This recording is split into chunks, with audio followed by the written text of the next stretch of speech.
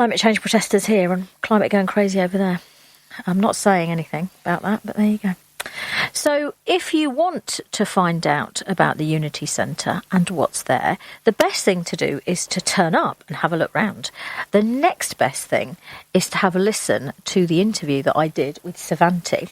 Now, I spoke to her. We did actually record this in advance because she's very busy and I'm very busy, so that's how we did it. So I'm hoping that this is going to work, fingers crossed. Unity Centre been open now? Well, it's now 6 weeks. Wow. Yeah, already. Yes, it's been passed. And I wanted to kind of speak to you because I just thought it just sounded like the most amazing place. And I did pop in very briefly, but also everything that I've read about it, and I came away with a lovely goodie bag. I'll talk more about that kind of open day thing as well. But I wanted to kind of give the listeners a chance to find out more about what you do and also about you. So can you tell us a little bit about how you came into this world, please? Yeah, I mean, I've always been doing dance, teaching dance and teaching yoga. So from a young age, really, I was always interested in meditation and movement. And so I did, after many, many years of doing dance, I did a degree in dance theatre, contemporary and ballet and so on. And we did yoga there as part of it at the Laban Centre. And I guess that's what kind of reassured me that the kind of yoga I was practicing on my own was something that had value, and so I looked into it more and more, and then I did my teacher training and so on, and then it just developed from there, really. And I trained in many different styles and created partner yoga, where you practice with 2 or more people. Yeah. And I just became really interested in accessible yoga, so doing chair yoga, working with people with strokes, working with children, working with all abilities and bodies. And then I set up the yoga teacher training, which has been running for over 20 years. Wow. So I've been doing all of that and running retreats, running classes and workshops and so on, and then lots of postgraduate yoga diplomas as well. But it's always linked in a way with accessibility. So it's about natural movement, authentic movement that anybody can do. Yeah. Completely accessible. Yeah. Because I think that's one of the things that drew me to yoga. I mean, I started practicing yoga in... I'm just working out. It's quite a few years ago, quite a long time ago. And I was drawn to it because I was working and living in London and all the stresses and everything. And I remember seeing something in Time Out about a place called the Life Centre. And I went along, and in the beginning it was all about Ashtanga and that hardcore practice and that having a strong body, and actually it was almost about beating yourself up to have all the postures right. And over the years, by the time I got round to training to be a teacher, I had everything about me had softened, my practice, my approach. And I think that the teaching that I've done over the years has been for people who are recovering from cancer or from injuries. And it's such a valuable thing to have, isn't it? The yoga is, it can be any level. It can be. I think especially in today's world, we really are turning to these ancient practices more and more. And for me, I'm interested in sort of, like I say, the organic approach, the natural movement, the meditation. And I think it kind of depends what age you are and where you're at in your life as to whether you do a more dynamic practice or whether you slow down, or maybe you're just in the quiet, contemplative style as well, So I think it does vary according to age and the way that we live our lives. But I know that my style has definitely slowed down. Yeah.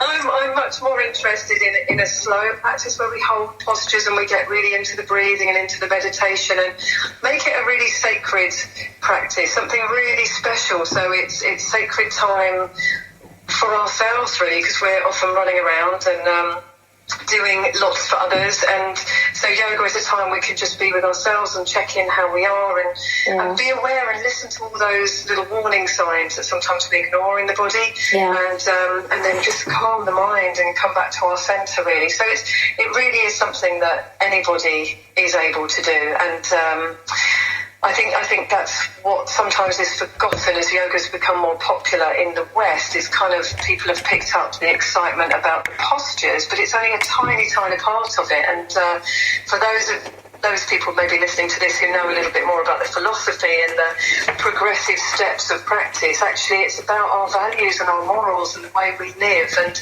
it's about connection with ourselves and connections with others, and really importantly right now, connection with our planet and our relationship, looking after resources and all of that. So it's so much bigger than I think people sometimes realise, and that's what I really want to help people find a way into, is how it can help with life in general, not just through the postures. Yeah, much more to it. Not just. I think this is the thing, because certainly when I started in 1994, I went to a gym, and I used to take a class in a gym. I mean, the Life Centre was where I started, and that's one of the most beautiful teaching spaces in London. I still think that.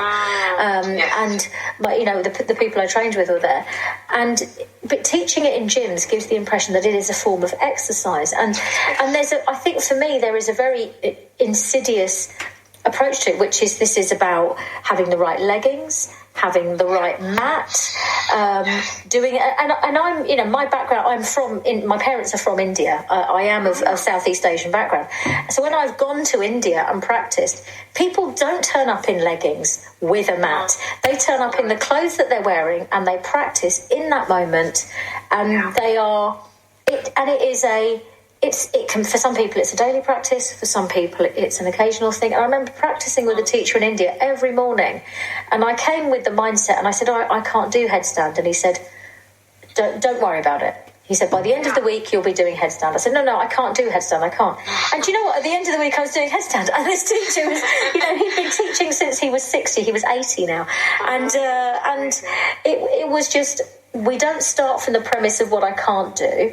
This is what I always say to my students: you bring yourself to the mat on whatever day, and you bring wherever you're at.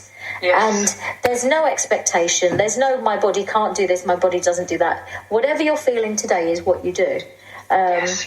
And I think when I saw that the Unity Centre was opening, everything that I read about it spoke to me. This idea of working with love, of being enthusiastic, this idea of giving back, the idea of being something within the community. Because I think that, like you say about the planet, practicing in nature, being close to where we come from, thinking about the food that we eat. Because you also have the Soul Cafe, don't you? We do, yeah. We have Soul Soup, which is it's an amazing vegan cafe run by Maya, and it's about intercepting food waste. So food that would normally end up in landfills that's been perhaps over-ordered by supermarkets to farmers, and so Maya kind of intercepts that lot. That's and wonderful. So she buys it up, and it's all wonderful food that she makes into incredible dishes that are all under £7. You get soups for £4. It's really affordable, and then she does this amazing pay it forward where you get a few stamps on a card as usual with your loyalty card, and when you've filled it up, what she does is she gives a meal to the homeless, and she also gives her excess food as well. So we work with Open Door in Lewis, so it's an amazing project that we've worked really well together. The values are very similar. So yes, that's really an exciting part. It's just amazing finding Maya. She's doing an incredible job there, and people love it. It's so delicious. The food's amazing. But it's all about the relationship with the planet, and I think, as you said, making sure that yoga is not intimidating, and these centres are somewhere where people feel they walk in and they get a warm welcome rather than, yes, am I wearing the right thing, the right size? Am I thin enough? It's exhausting, all of that, and it's not what yoga's about at all, and that's what really inspired me to create this place, so that people can really understand, I guess, the core of what yoga's about, and that the whole community can come together there. And also at the centre, it isn't just yoga. Yoga is at the heart of the centre in terms of its values and its practice, but there are so many other related practices like dance and like meditation and theatre and movement and crafts, all kinds of things that we do there. And you have the sauna and the flotation, because I was reading up about the sauna. Now I have never understood saunas. It's not a concept I've ever really got. Yeah. But when I was reading up about this, I suddenly thought, this is a meditative practice. Yeah. Sitting in heat, and It's because I basically go in a sauna, go, all right, I've had 2 minutes in there after my swim, I'm coming out. I've never really understood the concept of a sauna. So explain to us about both the sauna and the flotation, which I am going to do. Oh, you must. It is amazing. It really is the most incredible experience.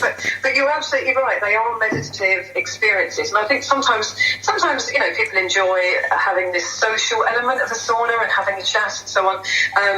But this is slightly different. This is a slot where you book your own time in there with a friend maybe, and you can play music, so you can link up through Bluetooth and maybe play some talking meditations or some lovely music, and so you can just use that quiet time where the body is gently heating up, and it's an infrared sauna, so it penetrates 3 times deeper than a normal sauna into the joints. So it's great for the mind, but also for the body.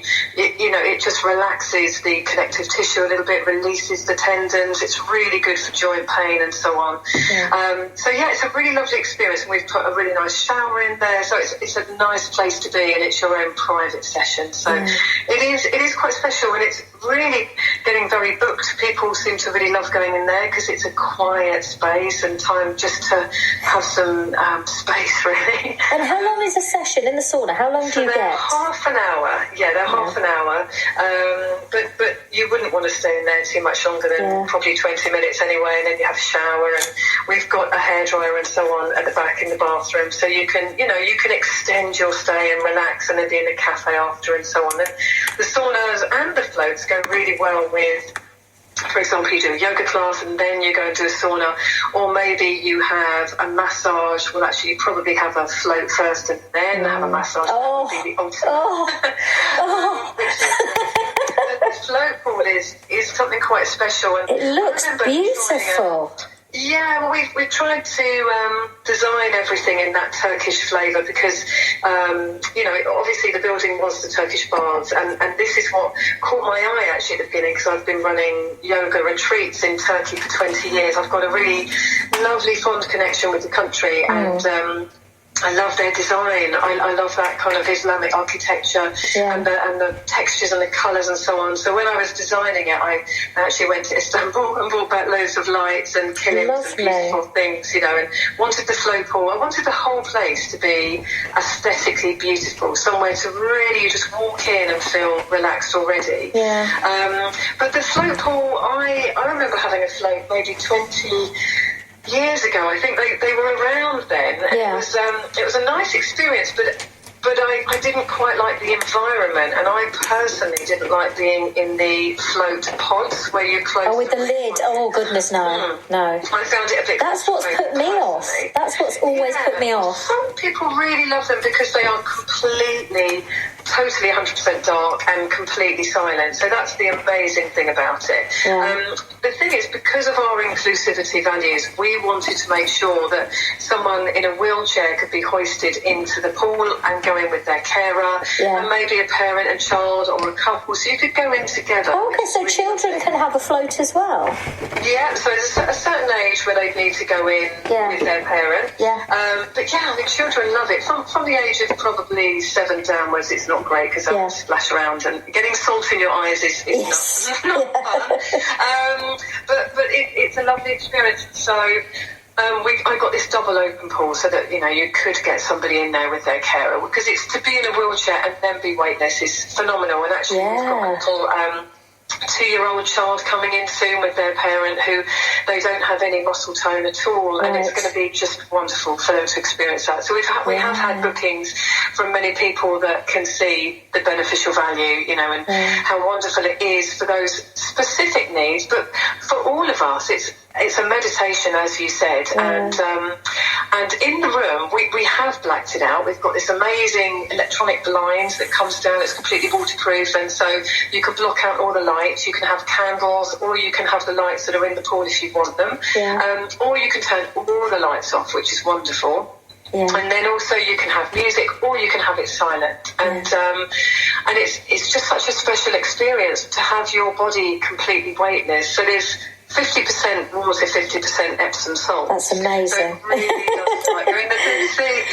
It's incredible, and most people come out and say, "Gosh, I fell asleep." You know, there's no possibility of topping over so that you're face down or anything like that. It's a completely safe experience. It's just so wonderfully relaxing. It's not often that we have zero gravity. So some people come in and have a float first thing in the morning. It's like their practice. It's an amazing experience. So you're in the room for an hour and a quarter, and there's a shower in there as well. So that's wonderful. So I mean, there is that side of it. There is the therapeutic side of what you're doing, as well as the relaxation side of it. There's the therapeutic thing, which I think definitely. There is when we're talking about anyone, adults or children, who may have mobility or accessibility concerns, you've built all of that into it, because I'm fascinated by the site. The old Turkish baths.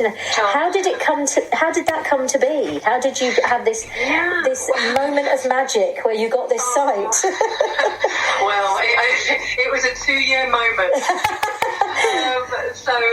Because I've been, like I say, teaching yoga a long time, and I had a studio in Brighton, which I still have. But I was looking for, because I live in Lewes and have done for a very long time, I was looking for a site at home here in my town. I was looking for somewhere that was ground level, accessible, again, wheelchair access, and it was really tricky to find. And then I think it was Viva Lewis where I saw the small ad, and I just suddenly got all these tingles and thought, oh my God, I think this is it. And so I, contacted the agent who was working on behalf of Lewes District Council, who owned the building. And I submit a proposal, and then from that moment on, gosh, it was a huge undertaking. Just writing the proposal itself was huge, and then the council would come back and forth with many, many questions. Of course, It would go to panel, and we were all really carefully questioned and vetted. And the council were amazing, and I really wanted a project that was for the whole community, because I think originally it was going to be a restaurant, and then another restaurant. Well, that's the thing. Then, of course, there was the petition instigated by Joe Carter, and there were over 200 names on there for people to say, please, can we keep it as a community building? So I think that's why they were quite interested in the Unity Centre, because really everyone can come in, whether you want to go in a cafe for a cup of tea, or whether you want to go to a class, or you have a massage, because we offer a whole range of amazing treatments in the spa as well. But it's a holistic spa, and we've got a gallery, an art gallery there, and so on. So I think they were quite excited that it really was for everybody. So I was completely over the moon when I heard that we'd won the tender. And then the real work... And then the work began. I was going to say, I bet that's when the real work began. Well, it really did, because I set it up as a CIC, which is a not-for-profit, a community interest company. And that means that all the profit goes back into the project. So we make sure that there's always a pay it forward, so that we put money towards projects. For example, our first couple of projects are going to be, one is for a stroke club, and my dad is really one of the inspirations behind this, because he had a stroke 20 years ago, and I felt quite helpless at the beginning. I didn't really know what to do, and then through the yoga and the massage and the healing and everything that I do, it really helped. And so I just felt like, gosh, we need a holistic centre that really can help everybody. And so the stroke project, of course, is the first project that I'd like to offer, and that will include weekly chair yoga, music as well, for not just strokes but any kind of brain injury, and art. So it's not just yoga, it all comes together in a whole package that runs over 6 months. So actually, if you're listening to this and you or someone you love has experienced a stroke, then do get in contact with us, because we are starting to gather people together to be able to receive this, and it's all completely free, because as a CIC we have done fundraising, and so we've raised the money for this project. And then the one after that is for children who have been adopted or in foster care, because this is another project I personally love working in. That's what I do a lot of at the moment, working with children that have had really difficult starts in life. So we have got funding for that. Both of those were from local charities, so the Chalkcliffe Trust and also the Sussex Community Foundation, who we're hugely grateful for.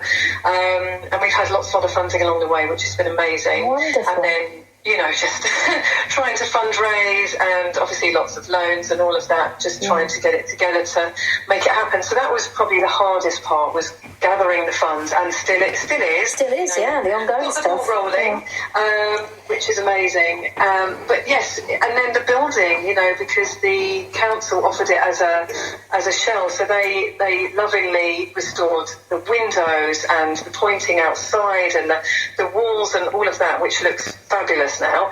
And then I did the electrics and the heating and the flooring and all the plumbing and so on. But that was all, it's all low carbon. So I connected with BESCO, which is Brighton and Hove Energy Co-op, who are just phenomenal people. And they advised us how we could use an air source heat pump, which we've got out the back, and that's completely responsible for all our heating. So we've got water pipes under the floor, and that's all our underfloor heating, heats the entire building, and it's completely low carbon, which is really exciting. That is wonderful. So, I mean, you've thought about absolutely everything when doing this. How incredible did you feel on that day when you opened the doors and people came flooding through? Because it was a flood, wasn't it? It was a flood. Honestly, we had no idea at all. I thought there'd be a few people, but opening that door, I thought I was going to cry, actually, with joy, because there were so many people and everyone seemed really happy and really supportive. And so, from that moment, it really has felt like the community hub that I intended. That's and the wonderful. Amazing team that works there they're just incredible, and they've been really helpful at just making the vision happen. Everybody plays their part. It's like a big jigsaw puzzle, and it couldn't work without any of those members of the team. Everyone is fantastic, and wonderful teachers, wonderful therapists, and we've very carefully chosen them all because, of course, we'll be working with vulnerable adults and children. We've really selected people very, very carefully to make sure it's a high standard, and people are really loved and taken care of in the centre. Yeah. Because there's something about having shared values, isn't there? It's working with people who aren't just there to teach a class and then go home, because there is a place for that. There is a place for that kind of teaching, and I've known a lot of teachers over the years who've kind of done a lot of classes in gyms, and then eventually said this doesn't speak to what I wanted to do this for, and to be able to actually realise your dream in such a real way.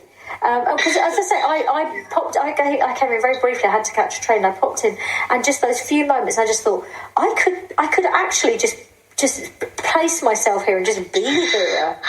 This could be a place I could just be, and it felt so lovely to be in that space. And I really wanted to give you the opportunity to share that, because for anyone who hasn't been, it's a wonderful space. It is truly a community hub. And I'm really pleased that you talked about the adoption project, because this week we're just coming to the end of National Adoption Week. That's right. And as an adopter myself, it's something I feel very passionate about. It's something that I certainly feel. I've done adoption with both of my. I've done yoga with both of my children. I have a birth child and an adopted child, and I've done yoga with them since they were babies. And I see the calm and the peace that comes over them when they have that ability to find their centre. So it's so needed, and especially in today's world, they're picking up on stresses around us and major changes, and so they need to find that inner resource and the way to really calm and centre themselves and look after themselves, and know that they have the inner tools to bring about peace without relying on anything in the outside world. And I think that is worth its weight in gold. And especially these children have had a difficult start, and then they can learn a way of actually making a safe place inside for themselves. And that's what I've witnessed through working with these children, and it's just been incredible. And other projects also working with children will be about mental health, which is development of that. And particularly we're going to do some projects with teenagers who I think really struggle these days as well. So we're trying to work with all different projects, and we're completely open to any ideas as well. If people say, what about this group and what about that group, and we're happy to collaborate with people as well. So we'll be working with Moving Sounds, who does music for dementia, and all these other incredible people that are musicians and artists and therapists. So it is music and movement and art for the expressive medium, but also it's therapeutic. So there is art therapy and yoga therapy and movement therapy, and lots of our yoga is based on people with learning difficulties as well as physical disabilities. So it really is the whole spectrum. Wonderful.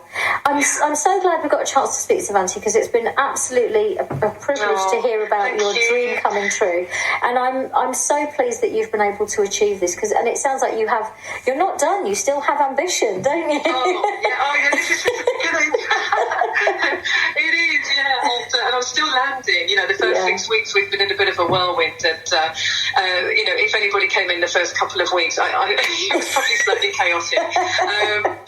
But we've learned this new software, and we're in a new building, a new website, a new team, and so it just takes a little bit of time to land. But I think we're getting there, and the public has been amazing and supportive and patient and tolerant of those little bumps in the road.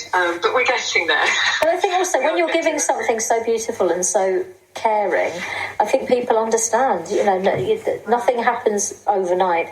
I'm going to share the details of how you can get in touch. So you can go to being-in-unity.com and you can get information from the website, or you can just turn up, can't you? Yeah. It's a short walk from the station. I found it because I was following the crowds of people going. That's how I found it. That's nice. Thank you so much for your time, Swazi. It's been lovely to speak to you, and I can't wait to come in there and actually make some time to relax. Oh, thank you. No, you must come in and relax. And I just wanted to say that we've got this amazing deal on memberships as well at the moment. So it's only £30, for the first month, and then subsequent months after that can be as low as £50, and that's unlimited classes. And so if you go to just 2 a week, they work out at £6.25, I think it is. So we're trying to keep it so again, people can access. And if they can't afford the membership, then there's donation classes, £5 classes, there's concessions. You can just drop in and do a concession class, or have a concession on a treatment, and so on as well. So we're trying to cater for people as much as we can, and then, as I say, the projects will be free anyway to certain groups. Because actually, people often think it's quite elitist and it puts them off. Yeah. But actually, you are trying to make it accessible to everyone, and this idea that you come and you participate, and you, like I say, you come with what you have and participate. That's such a lovely and kind and giving concept. Yeah, well, I think it is this pay it forward as well, because obviously we've got to be able to survive and hope that we're there long term to help our close community and our visitors, and so we're hoping that gradually, as we build up, we are able to then serve more people who really can't afford it. So then we can put that money in a pot and create more projects and more free classes for those that really can't afford anything else. So there's lots of marginalised people that would never, ever normally get access to these kind of services. So especially with cuts and so on that's happening today, and it directly affects people's lives. So some of these therapies are lifelines to people. So, as a CIC, we want to be able to attract our own funding and therefore help those groups ourselves directly. And be self-sustaining. Yes, because it's becoming a bit more limited these days, and there are vulnerable people out there that really do need the support. And just the community, the connection, it's lovely when you sit in the cafe and you see all different age ranges coming in, and people really do chat. It's a nice intimate space, and people are coming in with their kids and their dogs, and it's really nice. So, to finish up, tell me, what is taking away the classes, what is your personal favourite treatment? What do you do when you need a break? When I need a break, I think I would probably go and have a really deep tissue massage. Maybe, have a float and then a massage. I mean, this is hypothetically speaking, because I haven't had time. But also, as a teacher, when you're teaching other people, I mean, I've always found from teaching that I would have aches and pains and I would make adjustments so that I could teach. But actually, look, that self-care thing sometimes falls away, doesn't it? It is essential, actually, and we all have to really look after ourselves. And I'm trying to encourage the team to really enjoy, having floats and having saunas, enjoying that for themselves as well. And then, of course, they fully understand the benefits as well. I think the best way is to try it and then to see, because it's hard to imagine these things until you really have floated for an hour and you see that your mind actually switched off. It's hard to imagine it before you experience it. What, the idea of not checking your phone for a whole hour? Goodness me. A whole hour, I know. It's just you and your mind in a pool. But after a while, really, you do get this space between the thoughts. It really is very magical. Lovely. Thank you so much, Swazi. Thank you. I really appreciate your time and I hope to see you there very soon.